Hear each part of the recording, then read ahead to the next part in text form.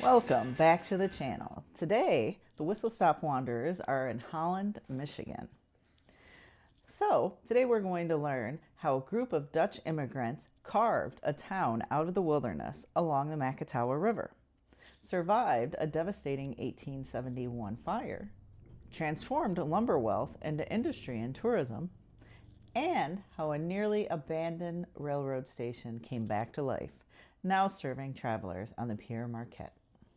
As usual, research-wise, I read a bunch of books, use Great American Station's website, Michigan DOT records, historical documents. If there is a museum, I try to always visit the museum or historical homes for the site. And then just general on-site field work. We'll go to the different locations, try to go to a couple restaurants, etc.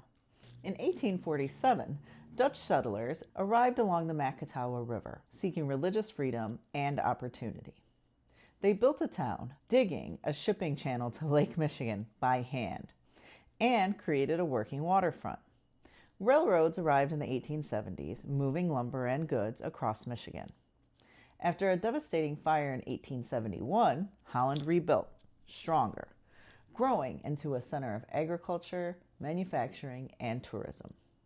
By the 20th century, visitors came for the beaches and the resorts, while trains connected the city to Chicago and beyond. Today, that same corridor carries Amtrak's Pere Marquette, linking past and present along the Lakeshore.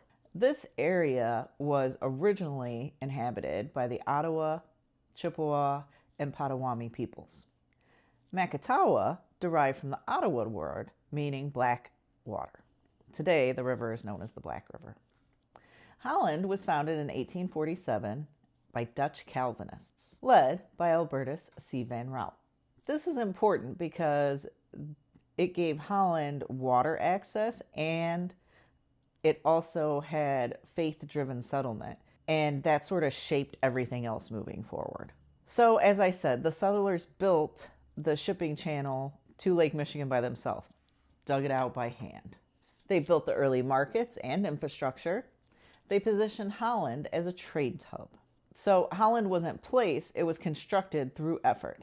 That digging, the setting up of the waterfront, etc. The settlers all pitched in and sort of grew their town organically together. The railroads, they did try to start up in the 1860s, but it just kept falling through. So it wasn't until the 1870s that rail first reached Holland. Those lines were later absorbed in the Pere Marquette Railroad. The early economy was based on lumber, and that rail connected that lumber industry to Chicago as well as other nearby cities and towns. A key event in Holland was that 1871 fire. It's interesting to note that it is the same year that Chicago had their big fire. The town was rebuilt, and it actually turned out to accelerate growth. And this is important because it's sort of like a phoenix situation. That destruction created so much resilience in town among the residents, among the buildings, the structures, just sort of growing out of the ashes, as it were.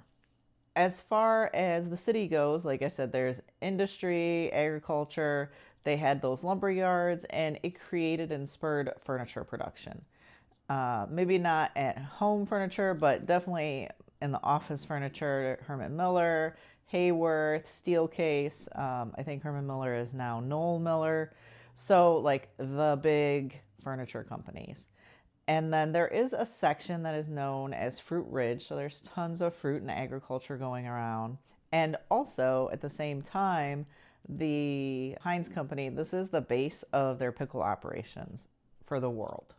So it created a real diversified economy that enabled strength in the community. It really stabilized the city. There wasn't one specific industry that they had to rely on.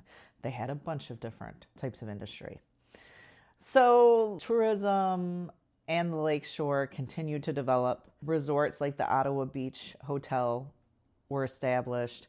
Vacation travel grew. This makes sense as railroads connected towns to larger cities, as well as the development of the car and the interstate system and all of that. Also, the Holland State Park was created, and this sort of establishes the shift between the industrial town and it becoming like a destination. There are a bunch of beaches and dunes and things for visitors to do and recreate. So while we were there, we went to the Waverly Stone Restaurant. That was really fun to go to. It was just, one of the restaurants in downtown Holland. And I think the most interesting thing there was they had a robot bartender or not bartender, busser. And so it was like this little robot cart that would go around and like people could put empty dishes and stuff into it and it would like send it back to the sink and then the person would like put it in there. And it seemed like a novel way to clean up the place without having to lug heavy dishes and things all over the place. Kind of like a modern dumbwaiter. We did visit Windmill Island. That's where the windmill and like all the tulips are. There is the windmill Der Swan, which is an authentic windmill that was imported from Holland. And that sort of heritage, it remains visible and celebrated throughout Holland. When we went to visit it, the one day we couldn't even like get into the parking lot. It was just backed up forever. So we went back on the site. There is a shuttle though. You can get on the shuttle and it'll take you down to Windmill Island. When we went back the second day though, we were able to get in there. They had like this old organ that they used to like drag through the streets. That was really cool.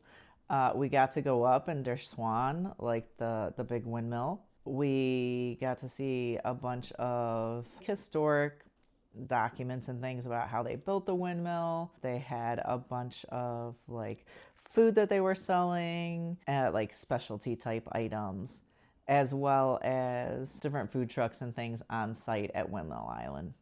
And then what else did we do? And we also walked around a bunch. Oh yeah, they had like a fudge shop, chocolate shop. We went, just in all the different shops. There was a shop that sold cuckoo clocks. And then we went to the Holland Historical Society. They had a museum. So we went through there, just a couple floors, maybe 2 floors, 2-3 floors.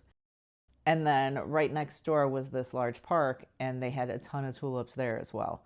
And it was a great place to just walk through, and it definitely has a definite like vibe to it. We did go out to the lake and visit the Holland Harbor Light, known as Big Red. It was built in 1907, and then it was later saved by the community in the 1970s. And this is important because it shows how local preservation shapes identity. And then Tulip Time, that's when we went. We went during the last week of April. Tulip Time is actually the first week of May, but we weren't able to make it work with our schedules, unfortunately. So we were just a little bit early, but that's okay. There were tons of tulips in bloom even a week before the event. And like I said, that event has been going on since 1929, so they're getting close to their 100-year anniversary. They plant over 6 million tulips annually. The station itself was built in 1926 for the Pere Marquette Railroad. It was abandoned in 1971, and then Amtrak returned in 1984, later restoring and reopening the station in 1991. Today, it's known as the Lewis and Helen Padnos Transportation Center, and it's a multimodal hub. So it's both served by Amtrak as well as bus systems. This isn't, a great little station. It just has some vending machines and some restrooms, but there is indoor space to wait. And when we were there, I want to say the train got in from Chicago at like 6:30 in the evening, somewhere right around there. And people were hopping on and hopping off to go to their destinations. So that was really cool because it's right downtown. It's right adjacent to the parking area, nearby hotels, restaurants. The station isn't off in the middle of nowhere. It is literally in their downtown. Yeah, it's great. So thank you for coming with us to Holland, Michigan and learning about their story of persistence, from hand-built canals to rail connections, from fire to festivals. When it started, it was just a small Dutch settlement, and now it's a lakeshore destination, still connected by the rails that helped build it. Next time you're on Amtrak's Pere Marquette, consider hopping off and exploring everything that this stop has to offer. If you're in nearby Chicago, take the train up for the day. Just experience Holland. It was a really fun trip, and it had a lot of really good highlights. Make sure to like and subscribe to the channel. Hit the notification so you get update when we put out a new video. We are now putting out the station information videos so that it can really drill down and focus on the station, where to park, how to get there, what times you arrive, depart, ADA accessibility, as well as the long haul videos that we have showing, basically what it looks like to cruise across America from your Amtrak car. All right. Thanks for stopping by and take care.